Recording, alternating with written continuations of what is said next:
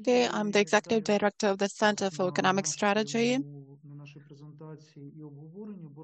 And we have gathered here for the session, Ukraine's debt is growing during the war, what to do next. So let's speak about some technical issues. First of all, thanks a lot to the International Renaissance Foundation, with the support of which we have conducted this study that will be presented today by my deputy, Repko. And it was thanks to it that we are having today's discussion of the results. And here is another technical detail that you can listen to the simultaneous interpretation in English. You can find the button on the Zoom panel. And any questions could be raised in the Q&A session, and we will try to handle them. I will be regulating this process as the facilitator.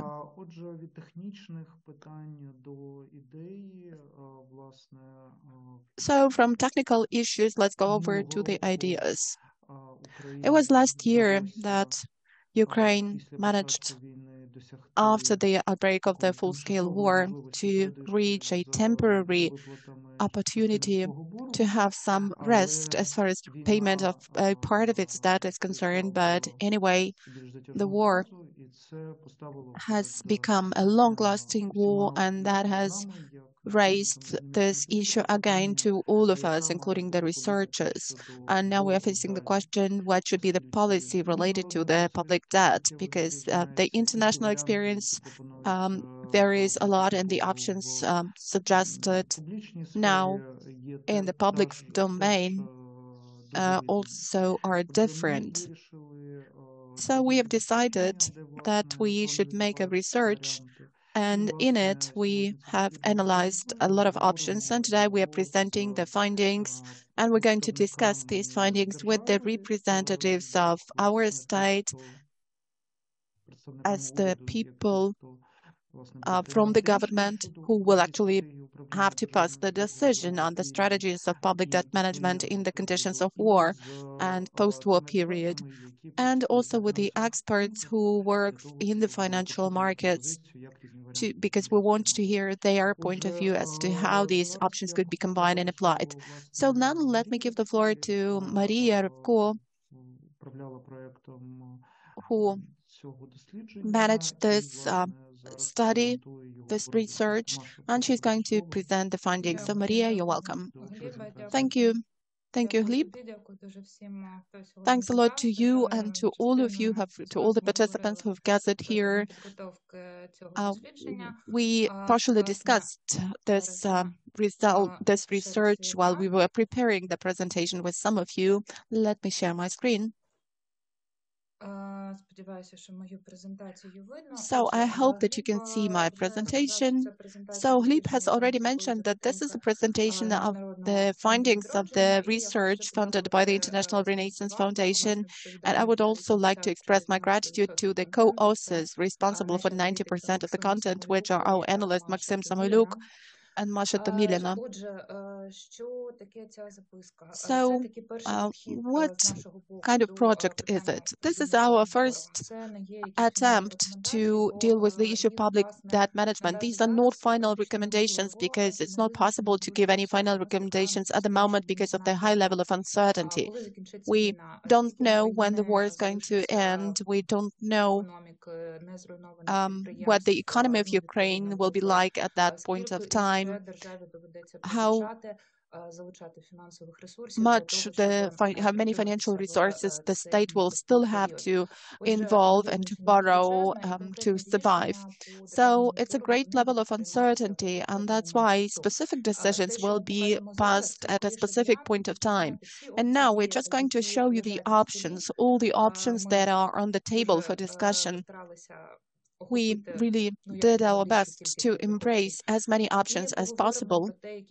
And we will also discuss about the advantages and disadvantages of each of those options that could be outlined for Ukraine. We have had a talk with a number of experts concerning these findings, and now I will try to present this concept note.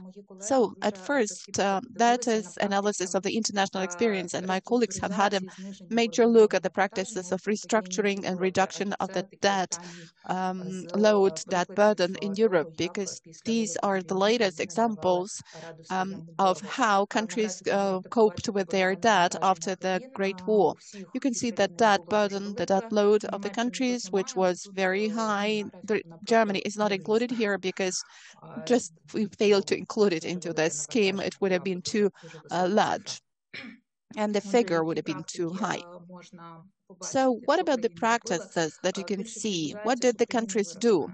It's mainly considered that the countries grew out of their debt. I mean, there was a high inflation rate, and the nominal speed of economic growth exceeded the interest rate that the country had to pay under its debts. Of course, the Marshall Plan really helped here. It was about the economic miracle, but almost all European countries passed this process. And an interesting tool for research is not a very interesting tool for financial markets. That is called financial repressions. That's when countries, in particular the UK,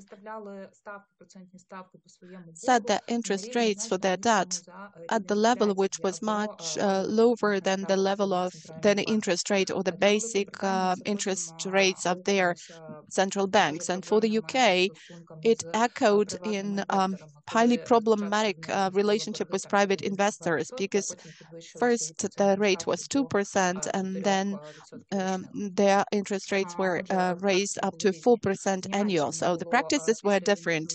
In Germany, after the war, it was very difficult to get clear about their immense public debt.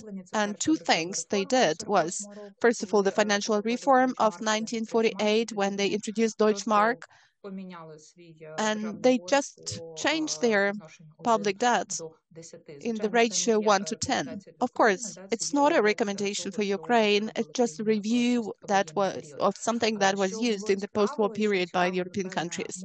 Of interest is, and probably could be for Ukraine after the war, is the London court, according to which Germany was restructuring its debt, London Agreement. And half of the debt was just deduced, and half of the debt was to be repaid depending on the circumstances of each specific year. And the German experience is really impressive, because the country, was growing at a very high pace, and economy was growing, and thanks to the Marshall Plan, it was a success. Another interesting thing is that the US also grew out of its state debt, public debt, due to its economic growth. But we looked at the recent studies, and there were two factors that accounted for this. Two factors account 50 out of 83 interest points of the reduction of public debt in that period. That was the financial repressions combined with a well-balanced budget policy, which is ensuring deficit of the budget.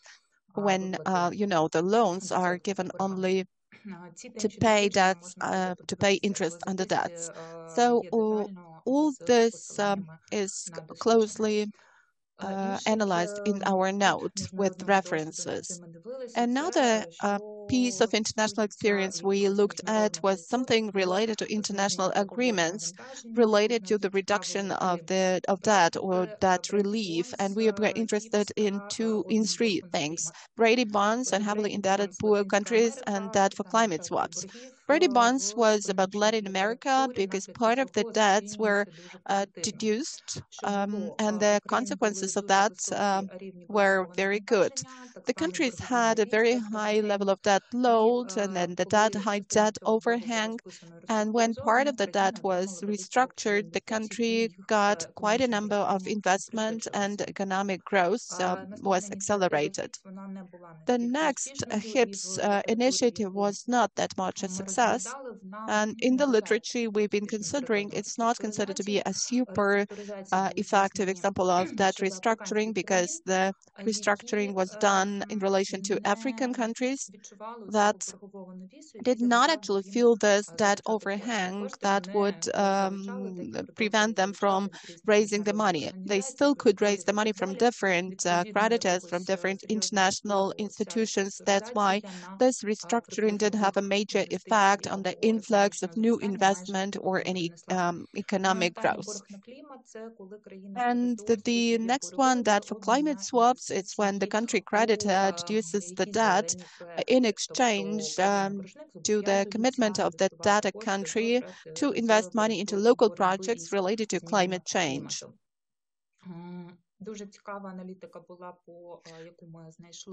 We also found some very interesting analytical data on the risks of such debt relief. Mainly, it goes about reputational issues and the risk that the countries may further tend to have debt release instead of being responsible debt takers, loan takers, and that's why this affects the reputation of the country. Going over to the situation in Ukraine, well, we had a look at how the debt load increased, the debt burden increased, and of course, this was affected by the decrease of GDP by 49% to 78% in 2022, and also Ukraine involved credits from the EU and IFIs. So thanks a lot to our partners. These were preferential, beneficial credits, and these were also credits from governments of other countries, and also we have this credit 5+ years from the National Bank. And here is an important point to mention. We buy 18 billion grants, $18 billion of grants in the budget income, but if it was like that, if that was really a debt, the burden would be higher. It would be, according to our estimations, about 86% of the GDP if these were not grants, but if these were credits or debts. That's why one of the major conclusions is obvious for everyone. It's apparent. It's better to have credits than debts, and the more our partners give grants instead of credits to us, the easier it's going to be for us to get clear with our debt burden after the war. So credits are less desirable than grants. So what about the current picture? We have got the external debt dominating. It's represented in green, while the domestic debt makes the smallest share of the debt. So the external debt is 65% overall, according to the Ministry of Finance. And we can see that the share of credits from the EU IFIs is also high. The credits from the International Renaissance Foundation. And well, there are a couple of issues here, but within this presentation, I will not focus on these figures. And long-term bonds that are on the balance of the National Bank of Ukraine. The annual payments under debts are rather high, and the repayments of the domestic internal debt planned for 2023 will somehow be transferred to 2024. There will be a rollover.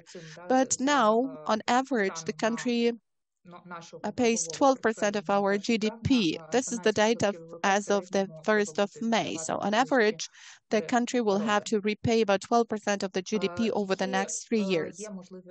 What are the options in our debt policy? From our talks with the experts and with our colleagues dealing with market analytics, and from what we see in the international experience, we have found several options. And again, this is not a recommendation. That is just the first option to see what we could do. If we speak about domestic debt, we speak about bonds of internal domestic loans of Ukraine. Half of them are on the balance of the National Bank and 30% with other state banks. And only 12% it's about commercial banks, non-residents, residents, and financial institutions. So all in all, this is about $9 billion, of course, in dollar equivalent. And it's only this money, and well, the restructuring of this money will not generally affect the state finance, the public finance. But of course, we also have to take it into account, because that would lead to loss of trust among our residents, because now they are buying the state bonds to support the armed forces of Ukraine. Financial repressions, that's when the state is getting the money at the rate which is lower. Then, well, this is not quite realistic. It can happen if the inflation rate becomes higher than the rate at which the debt is now involved, but it's not quite reliable. It's not good, because financial stability is now much more important for Ukraine to really be able to survive in the war and in the post-war period.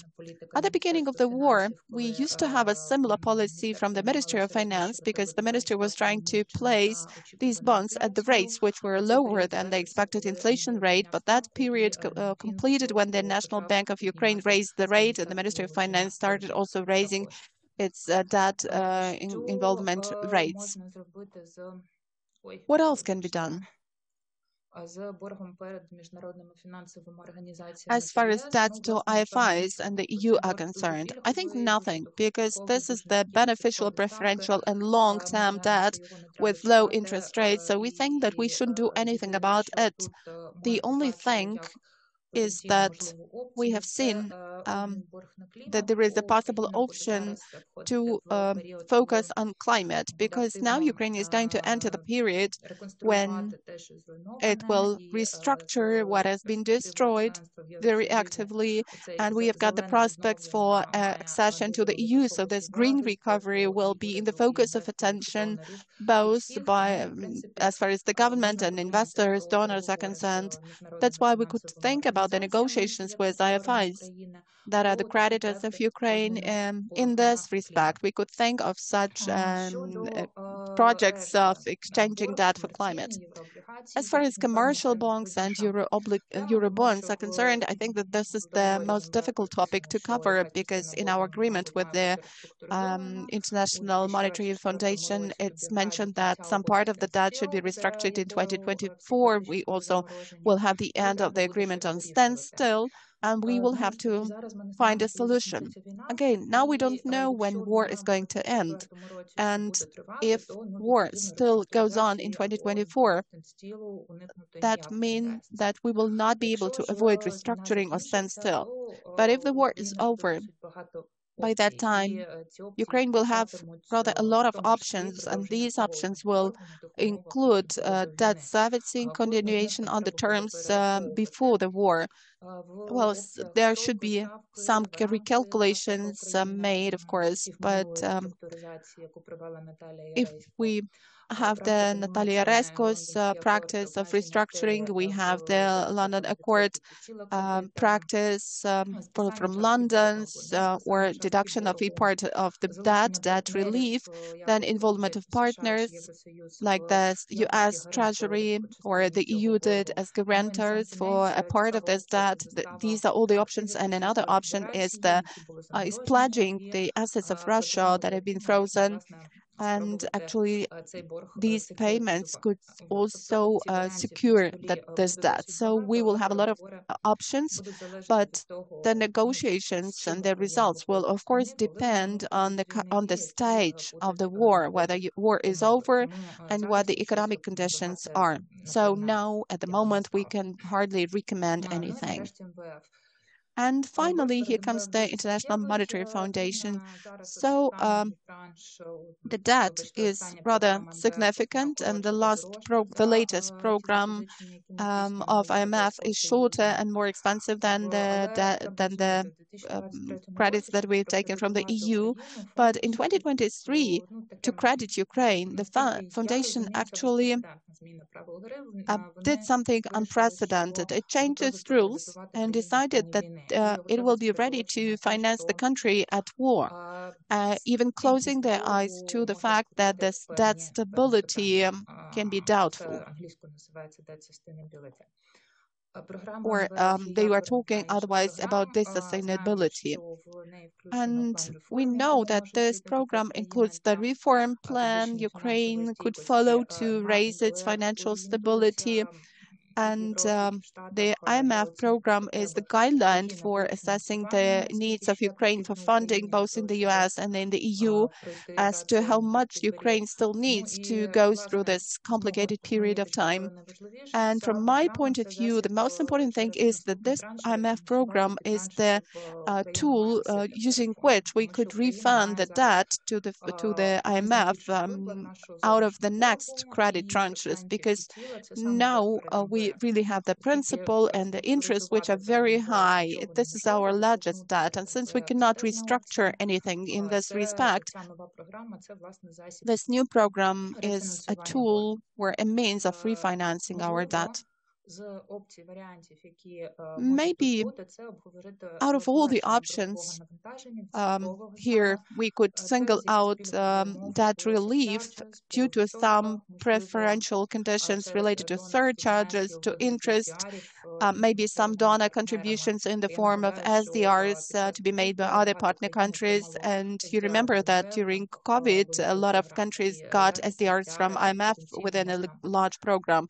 And now these SDRs could be negotiated for them to be used to repay part of the debt under the IMF's credits. And here are the conclusions. I'm going to tell a couple of words on things I've not yet touched upon, and I will speak about economic growth. The experts we've been talking to actually determined it as one of the best ways to get rid of the debt load. But, well, we would highly welcome it, but of course, we should think about not just the strategy, but the tactics.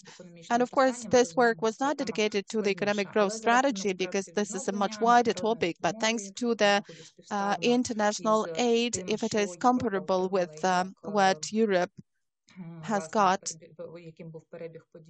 and what the events were after the World War II, Ukraine could actually expect some good things after the end of the war. Well, for Ukraine, we could speak about the internal, the domestic debt, which is not high. So for its residents and for its companies, this past will be highly traumatizing. Here I'm talking about inflation. About primary budget deficit, it could be achieved through a mix of policies like expansion of the tax base and some other ones. It's desirable, but we understand that right after the war, great fiscal rigidity to the economy and to the citizens can lead to reverse consequences, and then economic growth will be curbed, and there may even be a deeper economic crisis. We have also discussed the option of privatization, and everybody thinks that we could go backwards to privatization only after the war, when Ukrainian assets are worth at least something.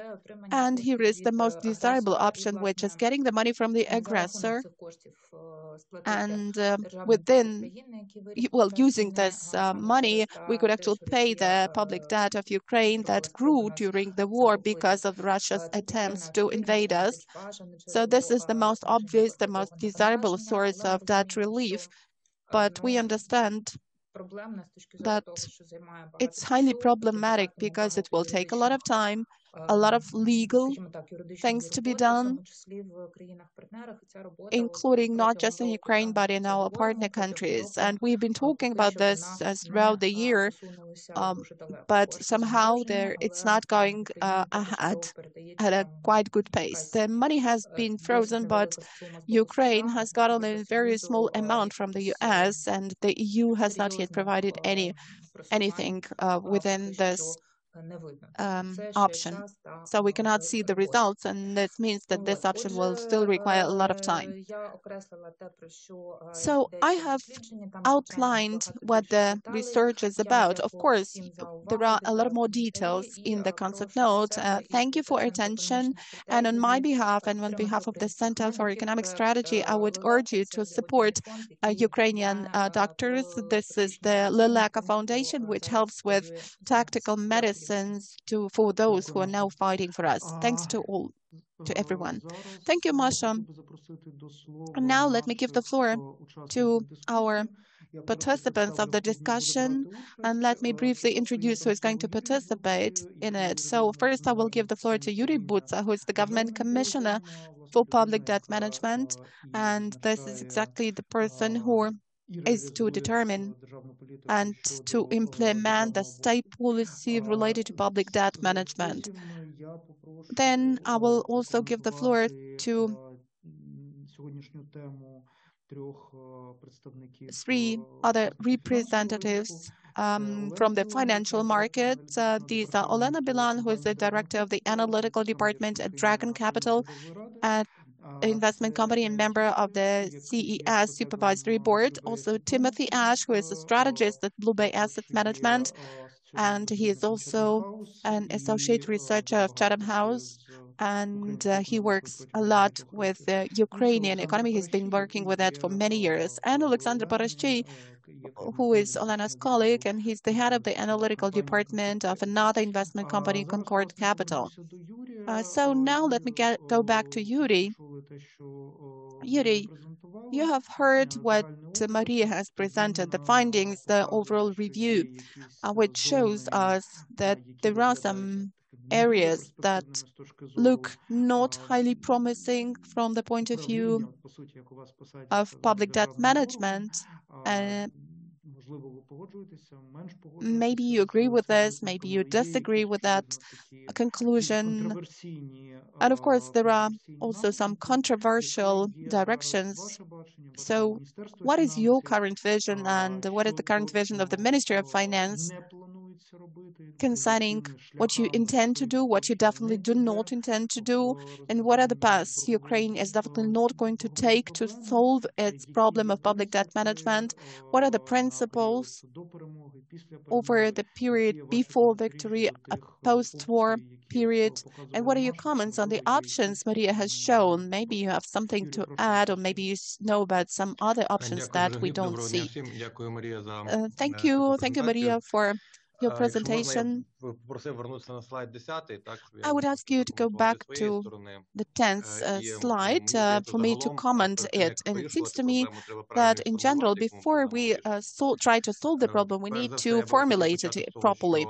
So first of all, let me start with saying that before the beginning of the full-scale war of Russia, the situation with debt was the best from the emerging market point of view. We were the only emerging market country that managed to have, after COVID-19, the debt burden smaller than it was before the COVID-19, which shows that our debt policy for at least 7 years was rather well balanced.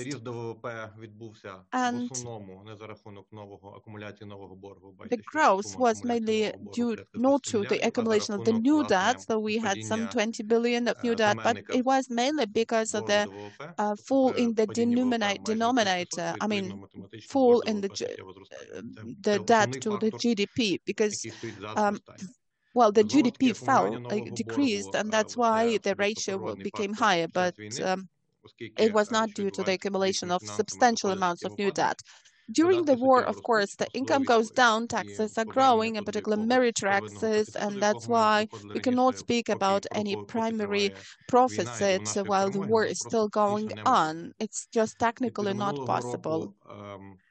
Last year, since the income from the revenues started coming from our international partners not at the beginning of the year, we had a long period of gap until new partners started giving new credits and grants to us because we had to have this negotiations process anyway.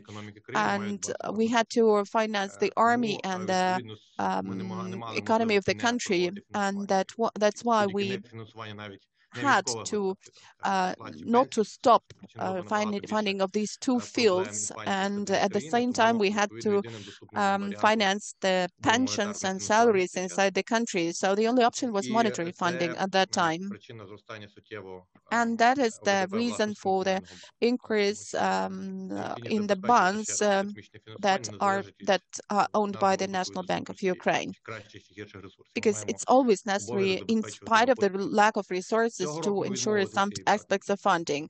This year we have stopped using these practices, and one of the important elements for this is funding from the local market. Last year,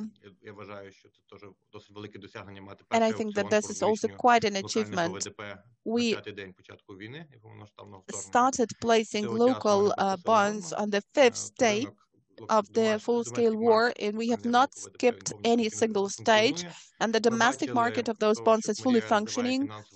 Also, Maria showed us the option of financial repressions.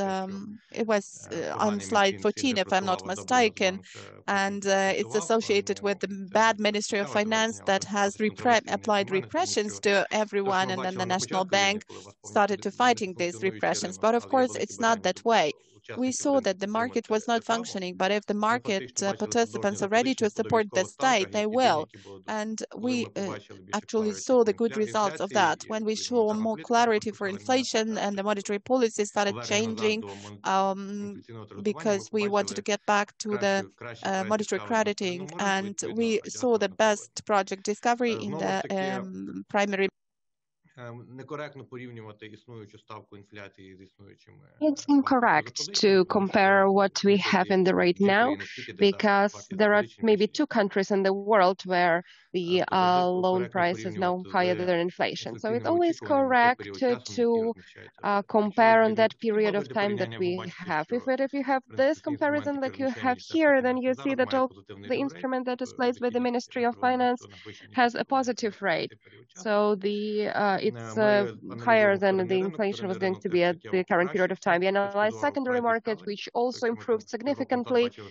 If half a year ago we had 10 points or so, then now we have that on the secondary market. It's much narrower, so everything that is placed on the primary market, it is also on the inside the spread of the secondary market, and everybody can agree on that.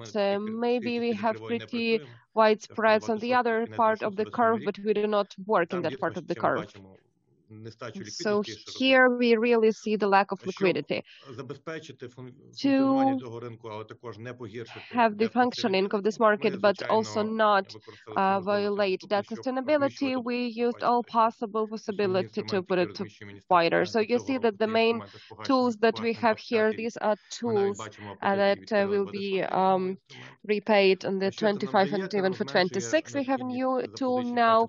It gives us the possibility not to take loans for the long loans, because during the previous loans we always during here we had to take loans all the time. It's called refinancing risk. It was pretty high before the war if you look at the estimations that we conducted and our debt management strategy. But we are trying to look ahead and have pretty wise volumes of repaying debt for the next year, for 2023. And we hope that in the nearest future we will top placing tools that are being repaid. In hryvnia, we do not place anything. We limit our volume to 2024, and we try gradually to move to 2025, 2026, judging based on the appetite of market participants. So we'll try to spread it, not to have questions on sustainability of local debt. But what Maria has mentioned, we see that all market participants are working actively in this market, and there is a huge interest from the side of the population, of the citizens. So it is extremely important if we think what we're going to look in the future. It's very important to preserve this interest after the war and use it for refinancing and rebuilding, recovery, because it's a financial literacy and issue of people's participation in recovery. And also that we see that the volume of savings is growing, so relocation of such savings in domestic government loan bonds is absolutely in compliance with our strategies. So what is our now? How do we now going to manage the debt? So the deficit, yes, is huge. We cannot make it slower during the war, but we can make our debt as cheap as possible. So it's 80 billion grants. We are very grateful to our partners. We think in categories how to make more of such grants. So we try to maximize our messaging to all the partners that grant financing is much better than any other credit financing.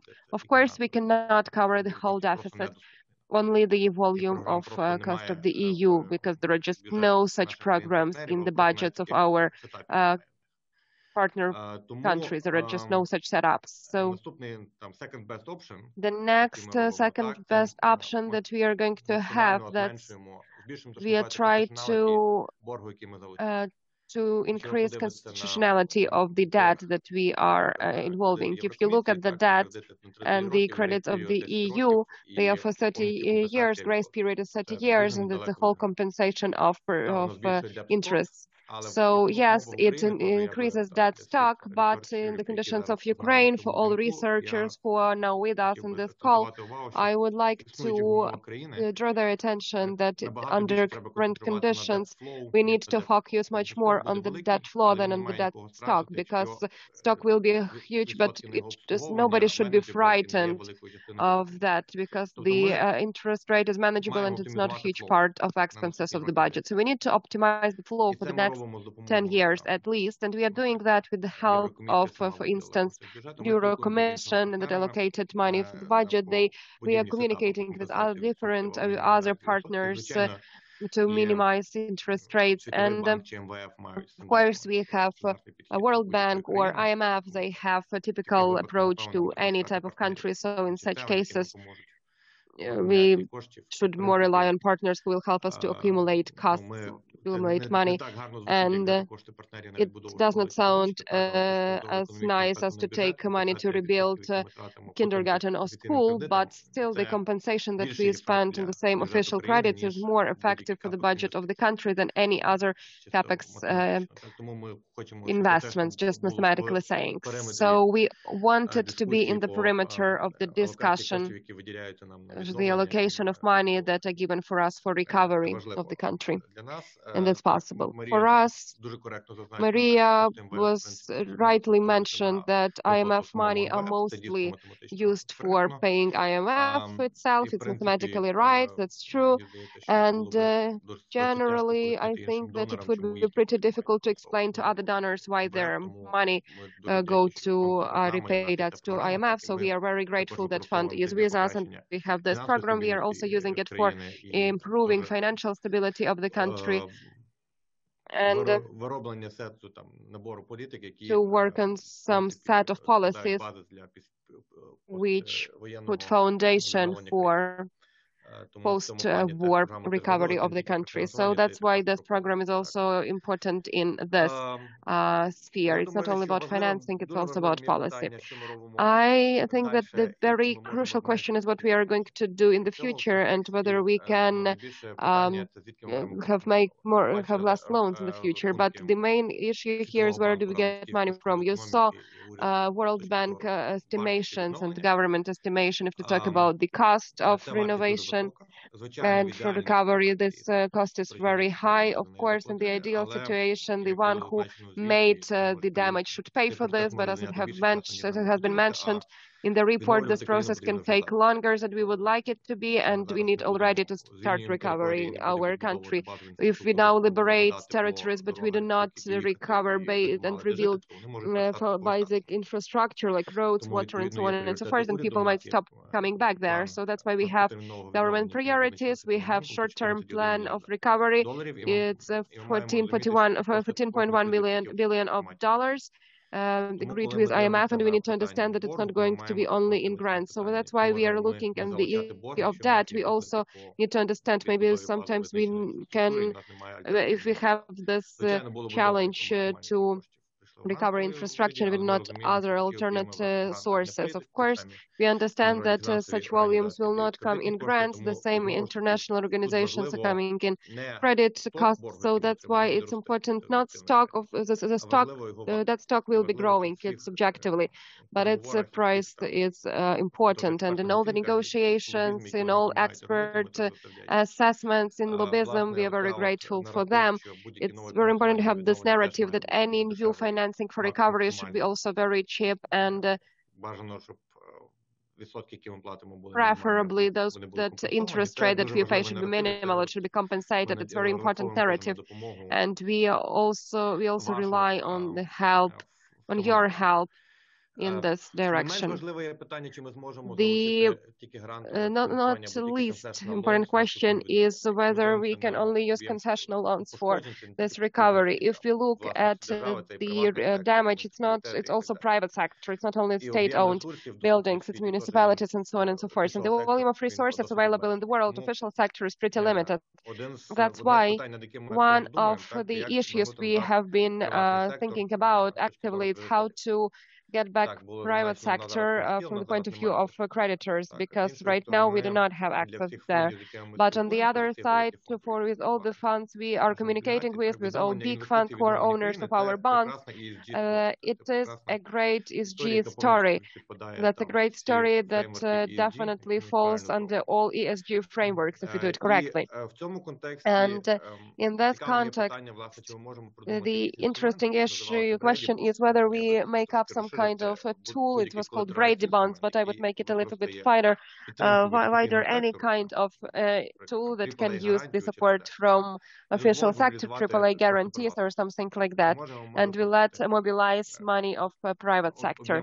So can we use this volume of cost available in the official sector to increase this and to involve private sector? And if yes, then what kind of tools that can be? Variations here is pretty big, starting from what has been mentioned, that conservation fund. I will be not looking at the specific instrument because it was used only in 2 countries, and if nation conservation in their case, it was that they allocate money to protect some part of the ocean, and they had biodiversity, and we do not have such projects there, but we have country recovery project. We have money allocated for that. So we need to think about some kind of tools. We need to have it more than nature conservation, and we need to communicate with donors. It's pretty new tool. It has been tested in only 2 countries, and with the help of American banks, so with other MO take examples. We're not talking about sovereign debt. We can take about any kind of tool, but in any case, it can be interesting. Other interesting tool, it's not an alternative one, it can, but we need to talk about that. It's usage of any type of reserves from Russian bank or other Russian reserves as collateral when we do not have some kind of mechanism of reparation. So there are lots of legal moments, of course, there, but to have those pool of money that are frozen, they can generate flow. We need to think in the direction, what can we do with that, and how can we use that already now? So here we have the great question of political will, and it should be a joint push of all the countries, but it's a huge resource.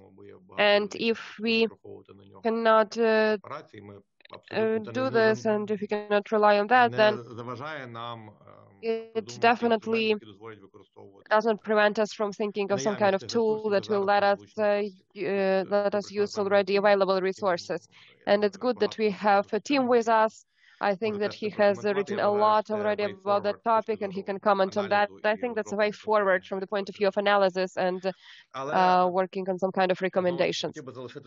But once again, I would like to leave you with some meta statements. First of all, we will not be able to decrease the volume of debt now during the war. So we will be able to gap it only with grants. So that's why that should be as cheap as maximum in the servicing and very long in time. Of course, after the war, we will have the issue how and when we can decrease the deficit, taking into account that we will have expenses for recovery. Of course, then if yes, then of course it can be faster, but there is an objective reality. From our side, we are doing our best to achieve those goals, and we will gladly listen to other participants. We are ready to any discussions to this topic, not only in Ukraine, but also abroad, because it seems to me that we need to draw attention to this issue, and it's important, and lots of optimal solutions are possible only if there is a full support of donors, all partner countries, market, and expert community. Thank you. Thank you, Yuriy, for the support of this activity and for your comments. And now, generally, we plan to go on working on this topic with the foreign audience. In particular, we plan such a project. We will design it. We will keep on designing it, implementing it, and we will be asking you advice how to do it best. Masha, I know that you would like to comment what Yuriy has mentioned.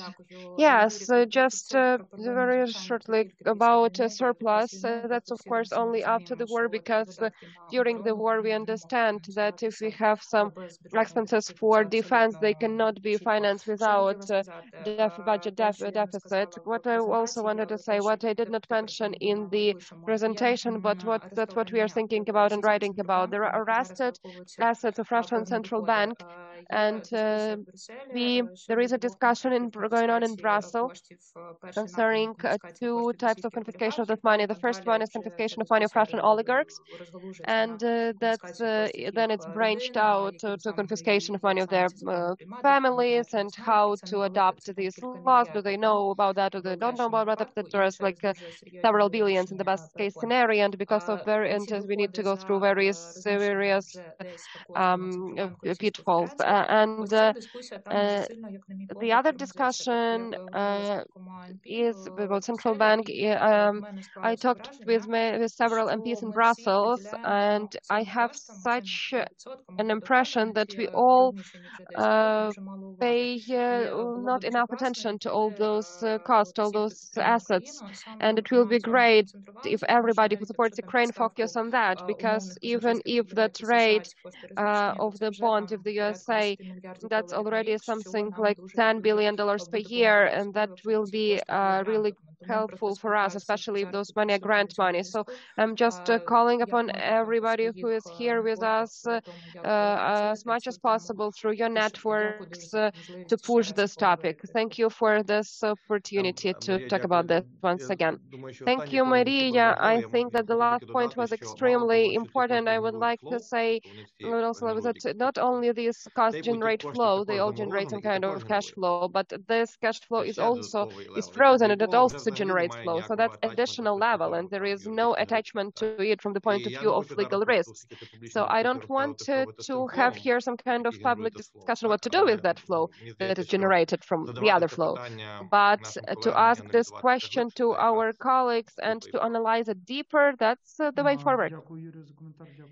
Thank you, Yuriy, for your comment. Thank you, Masha. And I would also like to draw your attention that please use Q&A. We already have had an interesting question from our colleague Oleksandr Blinov about Polish experience and the decision of Parisian club after Poland went in a post-communistic way concerning repaying their debt. We will research it. Additionally, now we have real discussion going on here. So Olena Bilan, Dragon Capital, please, the floor is yours. How do you see the strategy, how to do with the debt and what to do after the end of the standstill? Thank you, Hlib. Thank you, all the participants and dear colleagues for the presentation, for this very wide feedback. Frankly speaking, it's difficult not to agree with Yuriy in many questions. So first of all, it's easy to focus on only debt to GDP that is only almost 30% higher. And really, it is not our fault. We have objective factors.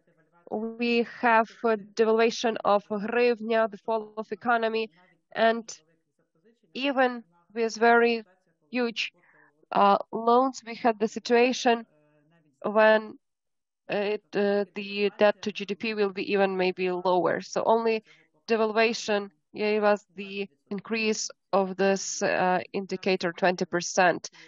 So just to understand how the situation does not depend on the actions of Ministry of Finances or the government in general.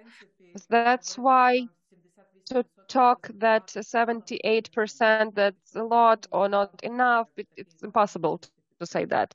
That's why we need to focus on the stability of that, on its dynamics during those 5-10 years. But we do not have the only recipe here. We have had this recent example when there was the state program of the IMF and for Sri Lanka, and it was written that the debt will be sustainable only if it can be lowered by 20 to 95% in 10 years. So just for you to understand, the country is not, we do not even have those 95%, but for them it already will be enough, good enough situation if to talk about the debt. For Ukraine, it's 65%. But this analysis, in the condition of this ambiguity, uncertainty, to make this forecast for 10 years, how the debt will look like, that's extremely important. It's really difficult. So that's why I agree that now we do not have the question of the level of debt, not how it's changing, or how it will change in the nearest years, but in fact, that's the question whether we can right now fulfill our responsibilities and what can we do so in the to lower our nearest responsibilities. So at least during this year when we have war, when we have this period of very active recovery, the nearest 5 years or so. that's why the maneuver field is pretty narrow here. Of course, we need to lower something in the budget, but we cannot do this, especially during the recovery. We need to finance the army. We will need to finance for the social payments for those who suffered, for families of those who died. So that's why nobody expects to have some kind of surplus in the nearest 5 years, even when we count primary balance of the budget. So really, maybe here the situation depends more on what our partners will do, whether they understand the situation. I support this idea to have this discussion for international audience, and I think that it is possible to find the opportunity to provide more grants for Ukraine. We saw previous year we have $14 billion to co-financing. This year we expect that this number will be lower, where partners also have some limited resources, but still our partners, when they understand the situation, I think that maybe they will be able to give us more grant money for fast recovery. And of course, the problem that we are currently facing with, but we can partly solve, it's those payments, especially if to talk about our external debt. That's why we have the agreement with international private creditors, euro bonds, that all payments are frozen. It's a principle of the debt, and so on and so forth. So we're not going to have interest during this period. And we just have such a situation that starting from next year, we will definitely have more for external debt. We will pay to international organizations, to government of different countries, and also IMF around $4 billion per year, and that's a pretty huge amount of money during the next 4 or 5 years or so. And private creditors, to talk about Eurobonds, we have payments from 1.6 to $3-4 billion per year. It's not taking into account those interest rates. So that's why most probably the Ministry of Finances will be working with some private creditors.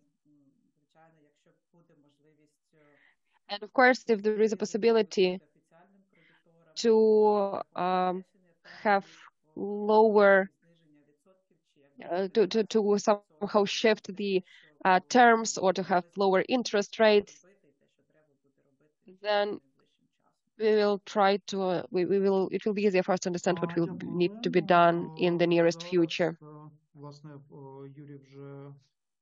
Of course, thank you. Thank you. So Yuriy has already mentioned Timothy Ash. Timothy. On Ukrainian debt, on the points that were said by your colleagues and by Maria and Yuriy.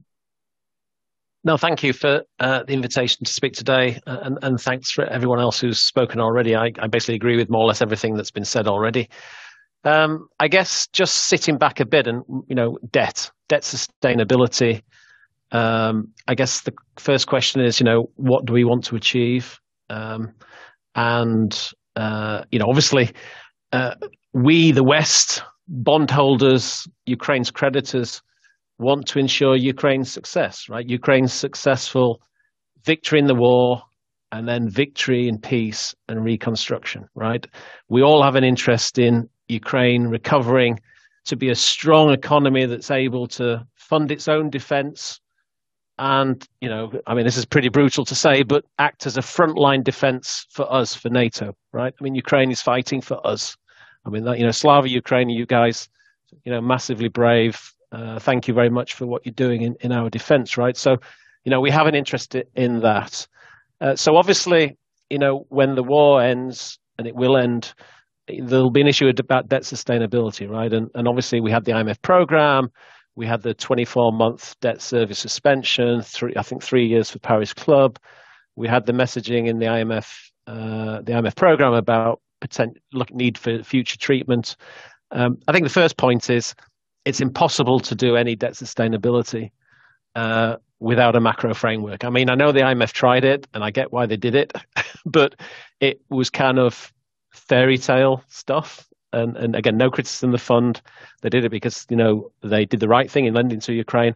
But basically, we can't make any assumptions in terms of debt sustainability until the war ends, right? And I don't think there's going to be a further debt treatment until the war ends, right? Because again, you can't do anything and you can't think of anything in terms of debt sustainability until you have a proper macro framework and you can think about the future, right? And I think the best probably that Ukraine. Okay, my scenario, I'm relatively optimistic. Okay, I do think the war ends this year in Ukraine's victory. If it gets to the end of the year, then we can produce a macro framework. Then I think creditors more generally will kind of think what is sustainable. There may well be an extension of the 24 months, and I think they're probably, there are a couple of things going on here. And I think let's just step back again. And what I said at the start, we want to ensure Ukraine's successful victory in the war and then recovery. The reality is, we all know it, the costs of reconstruction are enormous. I mean, the World Bank Kiev School did some forecasts last July, 500 billion, $1 trillion, massive number. And I guess the question really is who will pay for that, right? And the options are, Ukrainians, Ukrainian taxpayers, Ukrainian oligarchs, Western taxpayers, Western creditors, or Russia. And obviously, Ukrainian taxpayers are going to be in no position particularly to pay. We get that. Ukrainian oligarchs probably should pay something, significantly something, but we'll probably argue their kind of businesses are mostly gone. But I think, they should be taxed, and there should be a tax on those guys. And then it's a question of Western taxpayers and I guess creditors paying the bill. The problem I have with that, and then it goes back to this issue about frozen Russian assets, right? And I absolutely agree with Yuriy that frozen Russian assets should be used, and we can think of lots of innovative ways that they can be used. But the fundamental point, the fundamental argument against the use of frozen Russian assets by the UK Treasury and the US Treasury, I think, is they argue that it's an attack on property rights, and that's the fundamental basis of Western liberal market democracy. Fine, I get that. But what about, I think the fact is Russia clearly attacked Ukraine, is clearly responsible for the 500 billion or $1 trillion of damage. And why should Western taxpayers pay for that? Or why should Western creditors pay for that? Or, why should Ukraine pay for that? You could make the arguments about property rights.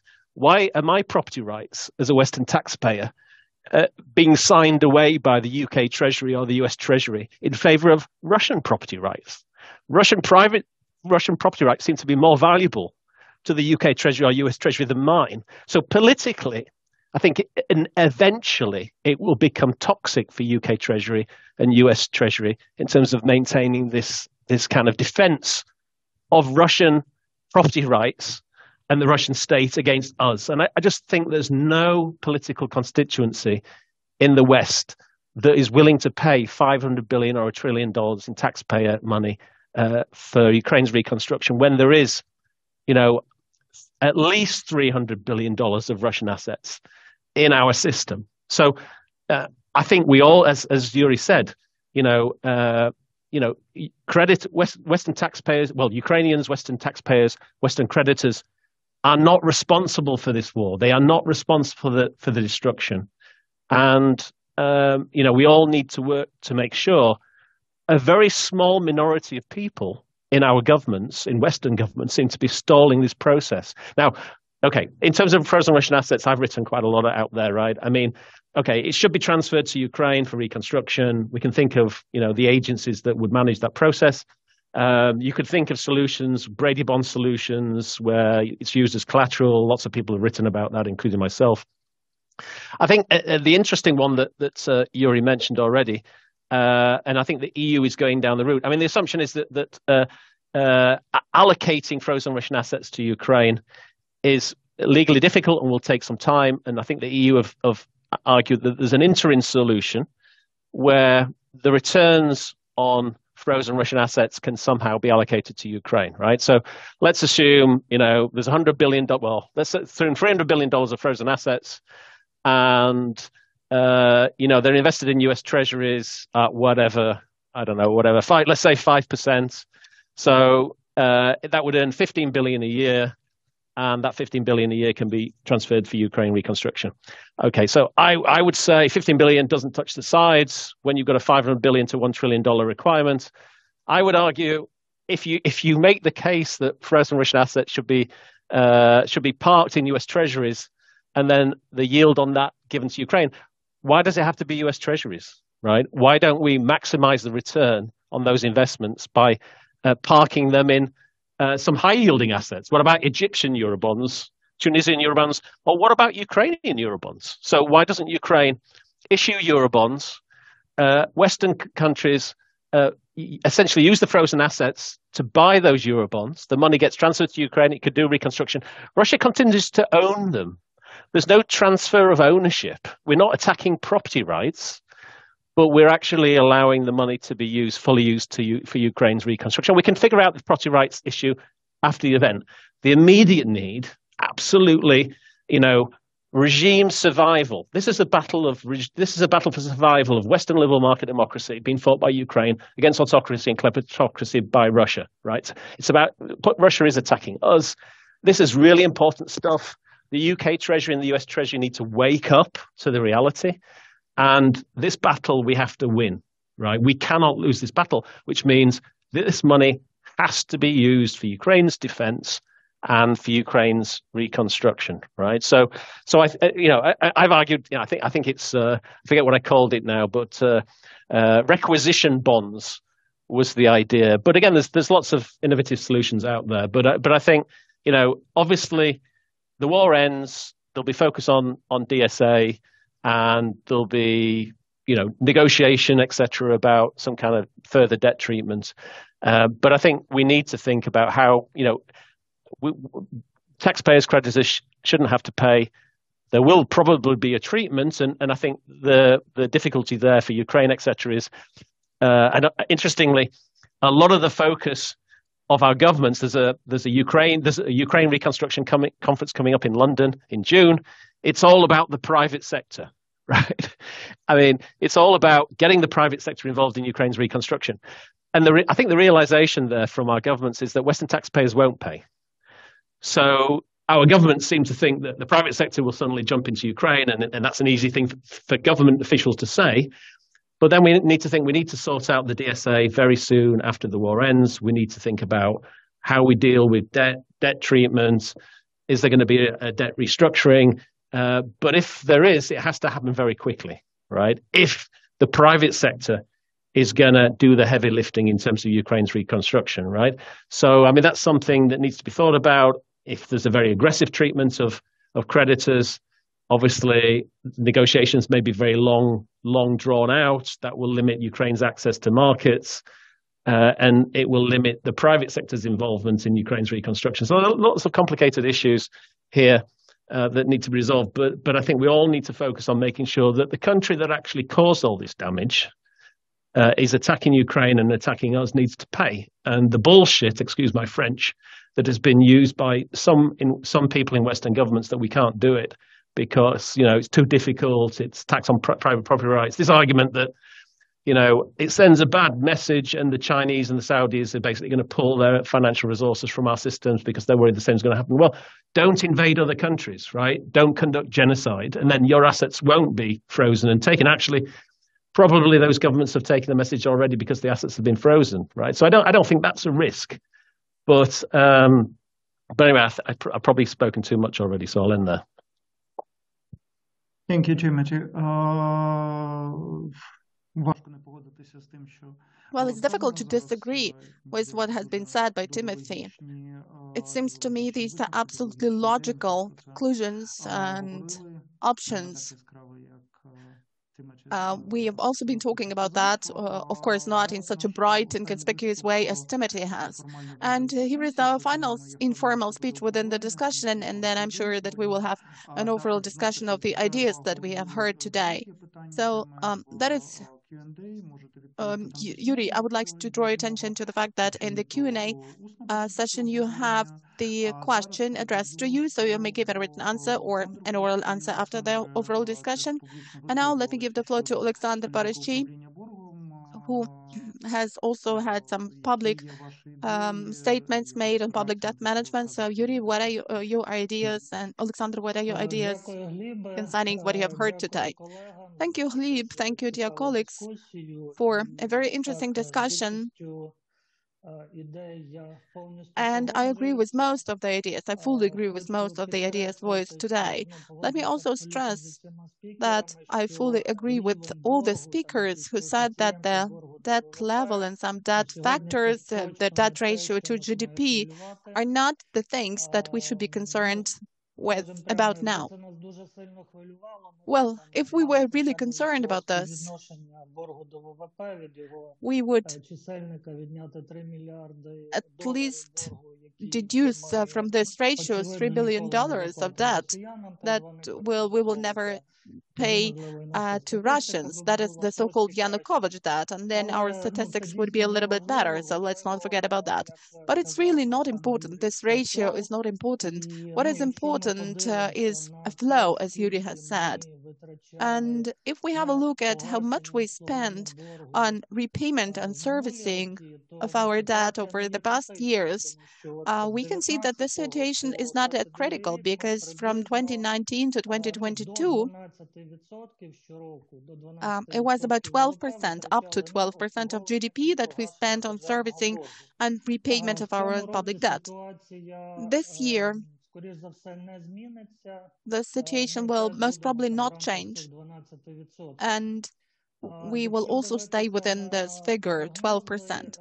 If we have a look at the forecast related to servicing and repayment of our public debt, Maria has presented, we can see that if we take the most fair forecast for GDP from the National Bank of Ukraine, we will see that the costs of public debt servicing and repayment to GDP ratio will be falling, because in 2025, that ratio will be 8% from the GDP.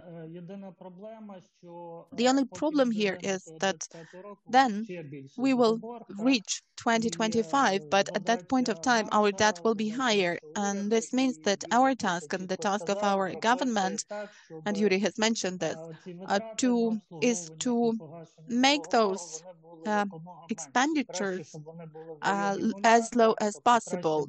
Of course, it would be good to have them at the level of zero. It's better to take the credits from the EU at the 0% interest rate for 30 years than to take credits from IMF or to issue sovereign bonds even for 3 or 5 years, because every hryvnia in sovereign bonds that we are taking today, in a year's time, will partially be repaid, and the other amount will be repaid in 2 years or 3 years, and that will be more difficult. So now I think the problem is that we need to take more debts. That is the major problem. And everybody realizes that additional debts means higher rates in the future and even a tighter schedule of repayment. So I agree with Maria's conclusion that it is grant assistance that is most important for us and is highly desirable for us. But again, we understand that there will be no more grants. Well, the IMF in its memorandum made some forecasts, but I think that this is exactly the ceiling for the grants that we may get, and that is too little. And the question is, where from do we take the money? We need $100 billion for the budget for the nearest 4 years, and this is really quite an amount of money. Unfortunately, the EU, with its assistance, which is really very much delayed and very small, will not cover that amount. Grants will not cover that amount we need for the state budget. So I would also agree with Timothy, since I've also been talking about that quite for a long period of time. We need to involve, unfortunately, we cannot involve any other grants, but we really need to engage some cheap funding that probably does not even affect this awful debt to GDP ratio. And I agree with Mr. Ash, who said that we have to make this the problem of the aggressor state. And that will be a very good lesson to teach them. And I also agree with Timothy that our Western partners have to realize this. But while we are going through this stage of realization, I think that at the same time we should move ahead proactively. That's what I wrote about. And I think that already today we could talk about non-grant assistance, non-grant funding, and that could be already some funding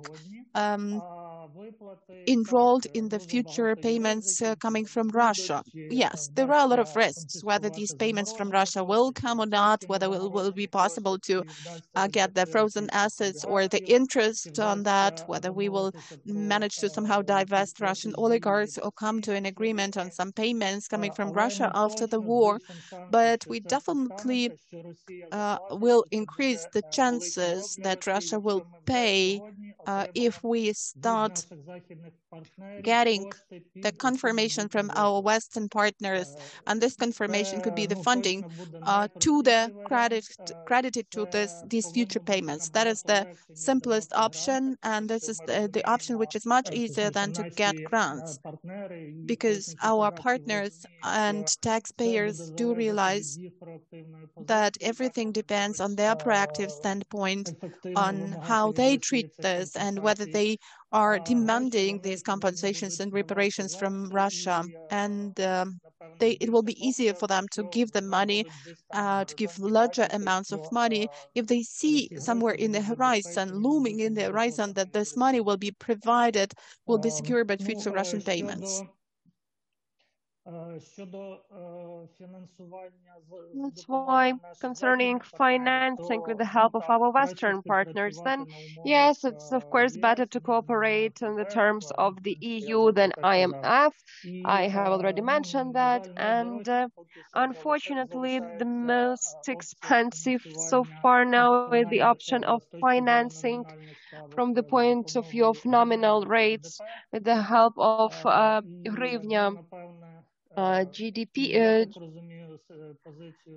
and I understand the position of Yuriy that this volume will not grow significantly. It will be constant free financing, and probably it will be correct because rates are very high there. Unfortunately, we need to strive to have minimal rates and maximum term, and domestic government loan bonds unfortunately give us something different.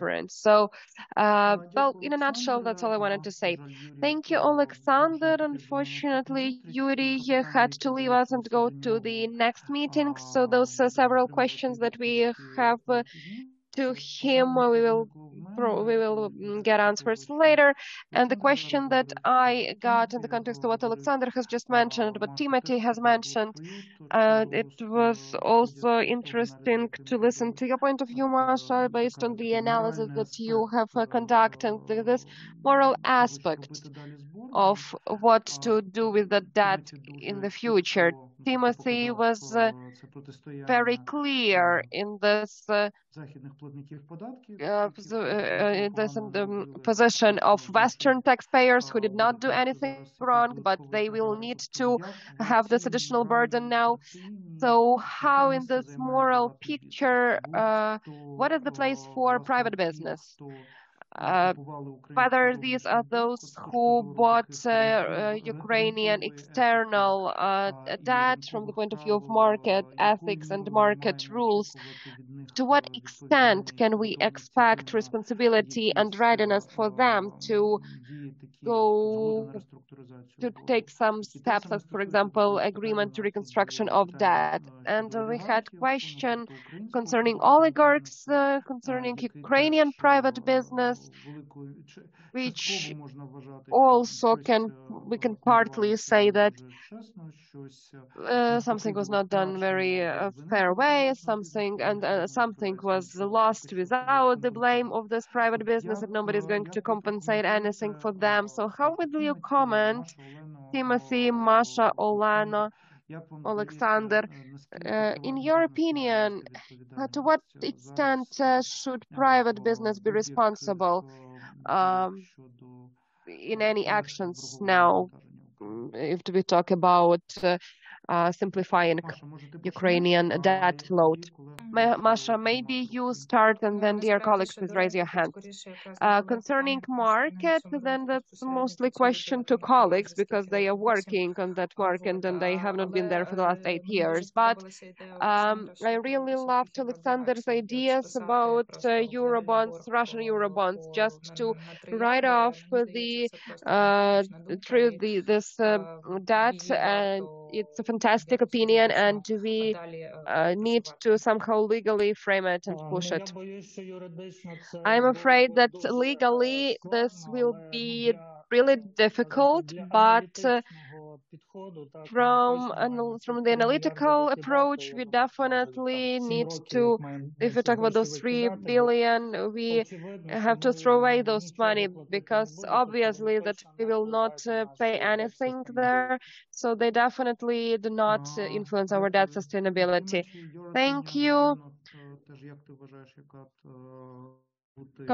Olena, what do you think? What should be the responsibility of private sector? Well, if to talk about private sector, if we are talking about private sector, about the holders of euro bonds, they are now in such a interesting situation, that they have suffered also partly from Russian aggression. Why? Because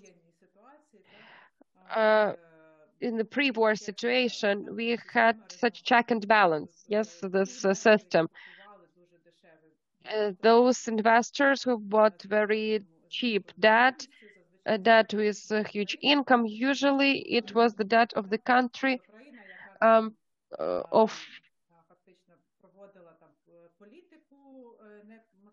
that country that had not economically conservative policy. There were some mistakes in that policy, and investors still risked. They took this conscious risk. They were buying this tool, understanding that at certain point they might suffer because the country will not be able to pay those debts. In Ukraine, the situation is different. Economic policy was okay. Everything was okay.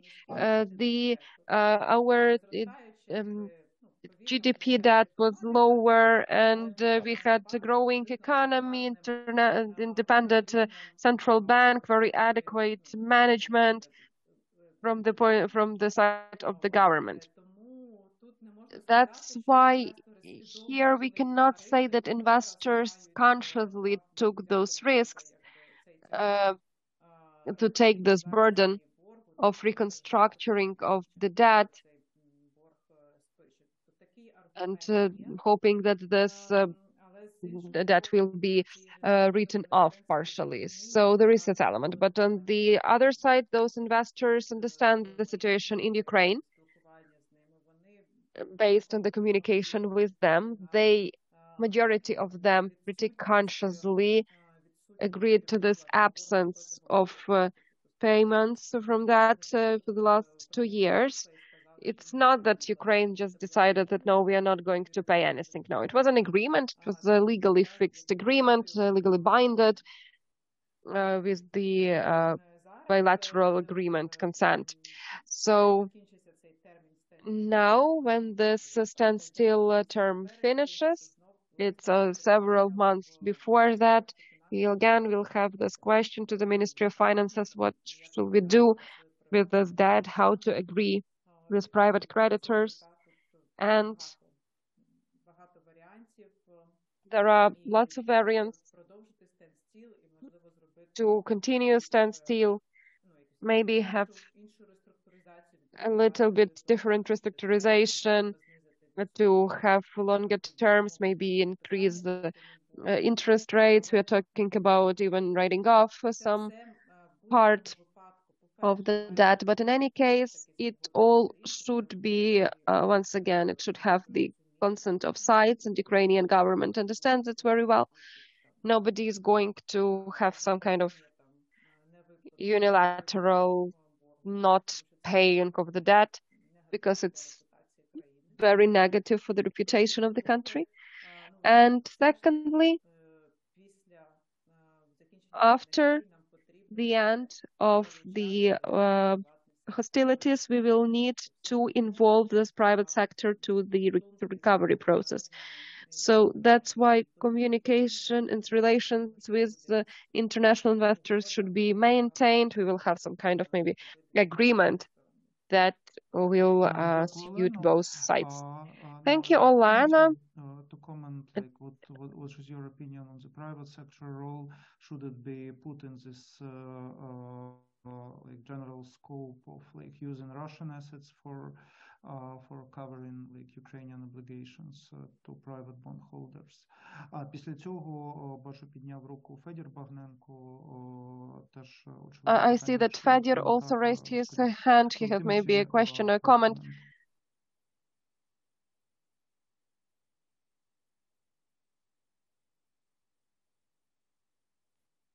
Sorry.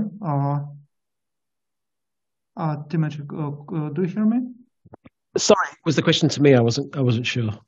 Is it to me? Yeah, it was question to you, on private sector role, on moral side of this, and should private sector be considered the same recipient of Russian assets, as Ukraine will be receiving this funds for reconstruction of economy, and because of damages. Yeah. Look. I mean, the war will end. There'll be a DSA. Everyone will have to figure out what debt burden Ukraine can cover. Timing will be really important for Ukraine. As I mentioned, the private sector Ukraine will want the private sector to be involved in Ukraine reconstruction. It will want private money to come in quickly. So that would suggest that any agreement with private creditors, will need to be very friendly, I would think. And I guess unlike the agreement which was reached in August 24, once the war ends, the danger probably is private creditors will just say, we believe in the Ukraine story, right? We think this is going to be a wonderful reconstruction story. Low base growth will rebound. Actually, as it did in 2015, if you remember, in the 2015 restructuring, when, if you remember the GDP warrants, there was this debt trigger set at $125 billion because GDP was 80 billion. No one imagined it could get to 125 billion. Actually, I think Ukraine could recover and bounce back very quickly. So the bondholders will say, well, we're happy to wait. Right. Let's just, we support you. We'll agree a further extension of the debt service. Let's come back in 1 year and let's look at the ratios then. And probably when the war ends, GDP will rebound very quickly. There'll be lots of reconstruction money comes in from the public sector, and then the GDP numbers and the debt sustainability looks very different, right? But the downside is without a quick agreement with bondholders or private sector creditors, you won't see as much private sector money coming in. So again, it's going to be a negotiation at the end of when the war ends and how Ukraine decides to go about it. But then the key factor will be, Ukraine will want speedy access to international capital markets, and that would suggest that it's better to resolve the issue with creditors sooner rather than later. And again, I would argue bondholders have suffered a big loss because of Russia, right? I mean, not as big as Ukraine. I mean, obviously, you guys have suffered huge, human loss and infrastructure and all that. But innovative solutions. I mean, in any restructuring, offer some frozen assets as part of any deal to kind of collateralize any deal, and maybe you can imagine solutions whereby, Russia is not able to stipulations that Russia has to pay future restructured Ukrainian debt. Sorry, Russia is not able to return to international capital markets until it's repaid its reparations in full to Ukraine, right? I mean, something like that in documentation would be quite interesting as well. So, I mean, lots of innovative solutions you can think of, which can bind the issue of use of frozen assets and war reparations. One thing I would say on reparations from Russia, people always bring up the Weimar Republic, right? Germany after the First World War. When this war ends, Russia is not going to be a poor country, right? I mean, there's probably 400 billion of frozen assets in the West. There's probably the same amount of assets in Russia that can be used for reconstruction in Ukraine. It's still a $1.8 trillion economy. It exports about $300 billion of mineral resources every year. Russia absolutely has the ability to pay for Ukraine's reconstruction. We just need to be a bit, our governments, and particularly treasuries in the US and UK, just to be a lot more focused on it and understand what's at risk here and at threat. Thank you. Федір, ти хотів би прокоментувати чи поставити питання? Thank you, Fedor. Maybe you wanted to comment something, or you had some kind of question? Чи вже не хочеш? Or you don't want to do that anymore? Окей. Okay, so actually we have just met our time requirements. Lots of ideas have been mentioned today. I'm very grateful to those who participated. Timothy, Olena, Oleksandr, Yuriy, who already has left us, Maria and colleagues who prepared the research. Fully, the report will be ready till the end of the week, and it will be published on our website, first in Ukrainian, then in English, till the end of this week. Tomorrow there will be the presentation also in English. It will be ready tomorrow, and we will use what we were talking about today for our communication, in particular international one, because to the large extent that such ideas are important for our international partners to make correct political decisions to help Ukraine have economic recovery still during the war and after the victory, after we start the recovery process. Thanks a lot to everybody. I wish everybody calm evening and nice days ahead. All the best. We will be happy to see you in our next events. Thank you.